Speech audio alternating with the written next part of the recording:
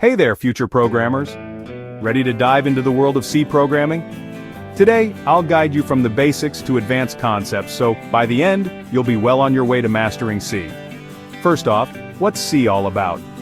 C is a powerful, general-purpose programming language that's been around since the early 70s. It was developed by Dennis Ritchie at Bell Labs and has become the foundation for many modern languages like C++, Java, and even Python.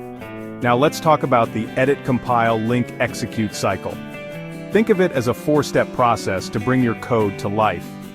You edit your code, compile it to check for errors, link it to libraries, and finally execute to see the output. It's a loop every programmer gets familiar with. Time for your first C program. We'll start with the classic Hello World. Open your text editor and type this. Save it, compile, and run. Congrats, you've just written your first C program. Next, let's dissect what we just wrote. The is a preprocessor command to include the standard input-output library. The function is where your program starts executing and prints the text on your screen. Simple, right? Understanding the structure of a C program is crucial.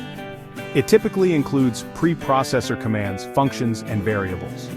Constants, variables, and data types are the building blocks of your program. Constants hold fixed values while variables are changeable. Data types define what kind of data your variables can hold. Don't forget about escape sequences. These are special characters like for a new line or for a tab. They help you format your output neatly. Finally, let's touch on arrays. Arrays store multiple values in a single variable. You have single-dimensional arrays for simple lists and multi-dimensional arrays for more complex data structures. There you have it, a whirlwind tour of C programming. Stick around for more in-depth tutorials and happy coding.